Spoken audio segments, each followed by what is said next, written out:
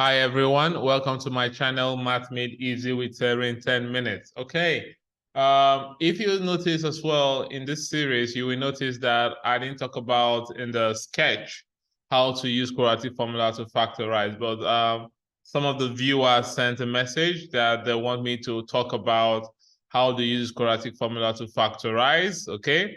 Because in some cases, it's not straightforward to factorize some questions. So how do you do it? So before you come here, you need to ensure you've watched the video where I talked about quadratic formula and how we use quadratic formula to solve quadratic equations, okay? So technically, it's exactly the same thing. So the three rules that we talked about there is exactly the same thing. It's just that we have just one step at the end, okay? So it's just going to be just one step at the end. So as usual, like I said, if you have some questions and you want me to talk about it or make a video on it, just send me a message or send me an email and I'll respond to you. And also, if you're yet to subscribe, please do so and turn on the notification bell so when I post new videos, you'll be the first person to know. So let's get straight into it. So I'm assuming now you've watched the video on quadratic formula and now you just want to now know how to use that formula to factorize. So remember, we said the general expression is ax squared plus bx plus c equal to 0, right? Good. Now, and I gave you some three rules, okay, on how to use it. Formulas, if you remember, the first thing I told you is that you have to determine the value of a, b, and c. So you have to determine the value, okay, of A, B, and C. Then number 2, after that, you then have to now substitute it, okay? You then substitute the appropriate coefficient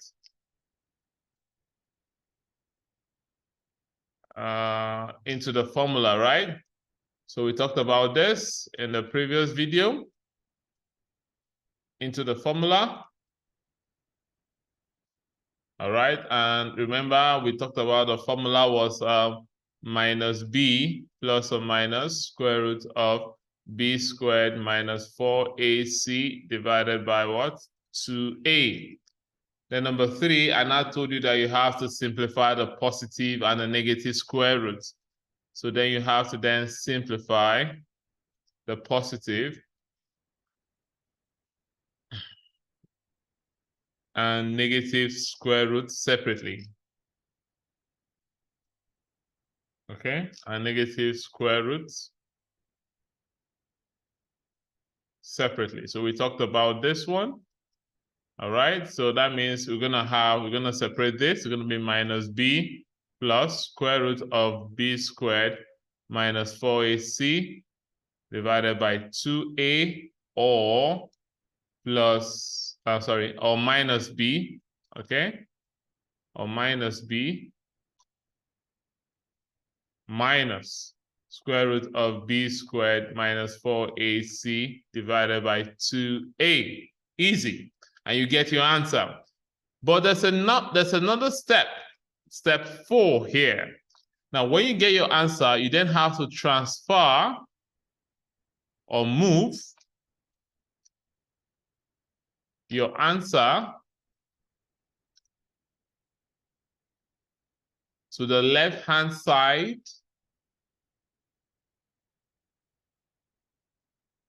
Okay, left-hand side of the equation to meet the x. To meet x, okay, to meet the x. All right. Then number 5, you combine. So you do this for both answers, all right? Then number 5, then you then combine the two brackets, the two answers, okay, together, separated by brackets, okay? So this is what you do. Okay, if you do that together, so you separate them by what? Brackets. So now if you look at this now, so that means technically we're going to have 5 rules. Is that okay? So when we're just in the quadratic formula, we only had 3 rules. But now you're going to have 5 rules. Okay, let's solve a question. I solved this question in that video where it was x squared minus 6x minus 16 is equal to 0. So I'm going to repeat the same thing, but instead of me solving, I'm going to just factorize. So the step 1, as usual, our a is equal to 1, our b is equal to minus 6, our c is equal to minus 16, right? Then step 2, we then have to put it up in the formula. If you see it, substitute it in the formula, right? So it's going to be and the formula is minus b plus or minus square root of b squared minus 4ac divided by what? 2a, okay? So now it's going to give us minus 6 plus or minus square root of minus 6 squared minus 4 times 1 times minus 16 divided by 2 times what? 1. Are you seeing it? Then we're going to go to step 3. So step 3 now said that we then have to what? Separate the positive and the negative, right? So that means it's going to give us minus times minus. So it's going to give us minus 6 plus square root of minus 6 squared minus 4 times 1 times minus 16, okay, divided by 2, 1, and also you're going to have minus 6 minus. So you're going to have plus here, then you have minus square root of minus 6 squared minus 4 times 1 times minus 16 divided by 2, 1. So you're going to have 2 answers. So the minus and the plus. Then step 4. So we have to simplify, right? So we have to then simplify for this. So we have to then find the answers. So when you solve the first one, your answer is going to be, when you have this for the positive, your answer will be 8. And when you have this, you press this in your calculator, your answer is going to be minus 2. Now, so that means here we're having x is equal to 8 or x is equal to minus 2. Now, but this time we're factorizing. So we're going to go to step 4. So in the previous video, okay, I just stopped here, all right? So what I now said for step 4, you have to transfer or move your answer to the left-hand side to meet x for both answers. So let's do that now. So we're going to transfer. So 8 is going to cross over. It's going to be x minus 8. Are you seeing it? Then minus 2 is going to cross over and it's going to give us x plus 2. Then step 5 now said you should now combine the 2 answers together separated by bracket. So we're going to have, you combine both of them together. So it's going to be x minus 8 and x plus 2. And that's how you factorize. Is that okay? So it's just exactly the same thing, but in this case, you have to then what? Move the answer to the other side. All right. So I'm going to pick one more example just to make sure that we are all on the same page. Let me get this down a bit.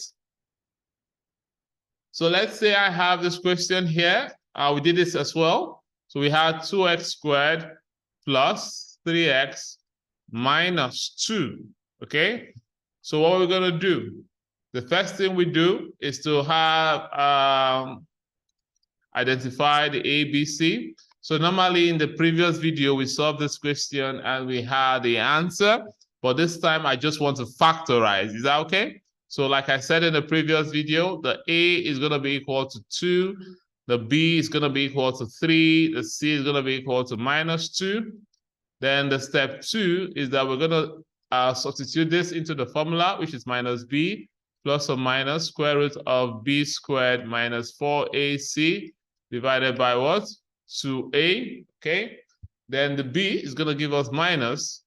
B is 3 plus or minus square root of 3 squared minus 4 times 2 times minus 2 divided by 2 times 2.